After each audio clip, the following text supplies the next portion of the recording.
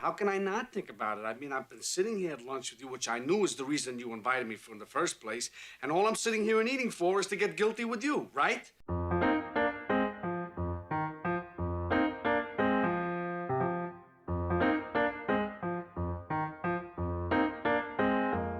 You can argue about Robert De Niro's greatest performances endlessly.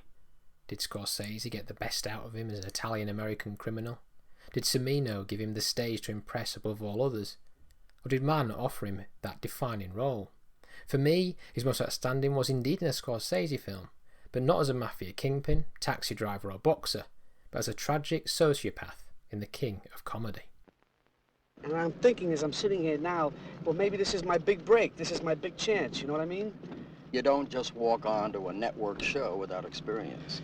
Now, I know it's an old hackneyed expression, but it happens to be the truth. You've got to start at the bottom. I know, that's where I am, at the bottom. That's a perfect place to start. Although we've seen a sprinkling of De Niro's comedic talent in humorous films later in his career, Meet the Parents, Jackie Brown, Analyse This, the raw energy he had as a younger actor in Mean Streets and The Godfather Part 2 is inevitably lacking. That he channeled it into his head-turning performances in Taxi Driver, Raging Bull and The Deer Hunter suggested his strengths were enlivened by tough roads and tougher men. That isn't true of Scorsese's satirical 1983 film about an obsessed fan of New York City TV personality Jerry Langford, relentlessly pursuing the celebrity in order to get a fast-track ticket to stardom. Here, De Niro is wildly funny in a crushingly bittersweet way. The glimpses of maniacal tendency delivered with a sense of truth and authenticity that, in his later career, too easily fall into caricature. It's impossible. Don't you understand? What? What are you doing down there so late? It's impossible. I'm trying to tell you that. What do you want? You want the tears to come out of my eyes? What The King of Comedy magnifies is De Niro's capacity to shield the fragilities men often feel obliged to conceal with an aesthetic distraction. Here, it's loud cream suits, a silly lampshade moustache, and a head full of one-liners. The New York backdrop is not the only similarity with his Rupert Pupkin and, for example, Johnny Boy in Mean Streets or Travis Bickle in Taxi Driver. Each of these men under Scorsese's watch and De Niro's lead are battling agonising inner demons that are dismissed by a destructive mentality and odd compulsions. Johnny Boy can't help but antagonise, intermittently bombing mailboxes with homemade devices. Insomniac Bickle throws himself into work, and Pupkin, unable to break into TV through conventional means, kidnaps the host of his favourite show. None of these men are infallible. They're damaged souls, impaired by a society they're on the fringes of, conflicted by crises of identity and fitting in, and bridled by a sense of machismo that doesn't feel natural to them. You can see glimpses of this in many of De Niro's roles, not just in Scorsese's films, but The King of Comedy sees it expressed in the most heart-wrenching way.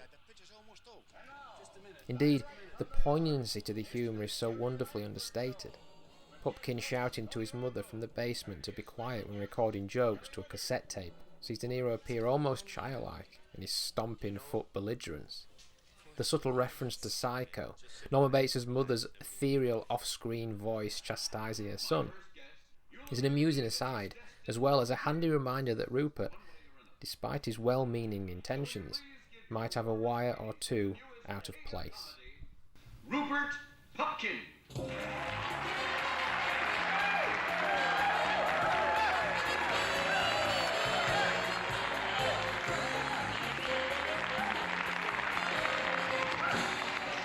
Good evening, ladies and gentlemen. Let me introduce myself. My name is Rupert Pupkin. I was born in Clifton, New Jersey, which was not at that time a federal offense. There's a touching irony that emerges from his relationship with Masha, the hapless misfits, sharing a penchant for the absurd that is punctuated by Pupkin, dismissing his female cohort as desperate, irritating, and preoccupied by infatuation, all traits he himself is saddled with. Masha's concentrated madness, the devil on Pupkin's shoulder, acts as the drivetrain to his undeterred but deluded ambition, massaging out the goodwill for plain-faced self-interest. The pair forge an unlikely but potent double team, the sociopaths Bonnie and Clyde. Like everyone else, I grew up in large part thanks to my mother. If she were only here today, I'd say, "Hey, Mom, what are you doing here? You've been dead for 9 years." He's perhaps the most sympathetic narcissist of 80s American cinema. He is sad, pathetic, lonely. A socially juvenile adolescent in a greasy 30-year-old body who stalks and kidnaps a celebrity. And yet he has an intangible lovability. Whether it's a bit of Peter Pan complex, Scorsese's tongue-in-cheek framing of a haphazard plot to hold a celebrity to ransom, or an Ernest De Niro's gurning self-idolisation, at its heart there's the pompous bubble of celebrity that our hero bursts. We want this sorry case to succeed.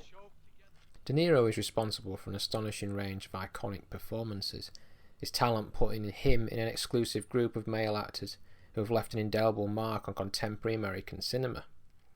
And while the physical exploits of his method acting approach will continue to see Raging Bull listed amongst his all-time greatest roles, just as the legacy of the influential Taxi Driver and groundbreaking Deer Hunter will remain career-defining highlights, it is in The King of Comedy where he finds a unique, comically cartoonish pathos that distinguishes it from all others. And its underlying quality comes from the actor's wonderful ability to transcend those machismo traits that gave power to his Jake LaMotta, Jack Walsh, Dwight Hanson, and Jimmy the Gent Conway in Raging Bull, Midnight Run, This Boy's Life, and Goodfellas, to find a sort of antidote to an existential crisis. It's fitting that Pupkin mentions in his stand-up act that he had an indifferent relationship to his father, that the man seemed to favour his sister because he didn't like sports but she did, the joke culminating in her growing up to be a perfect son.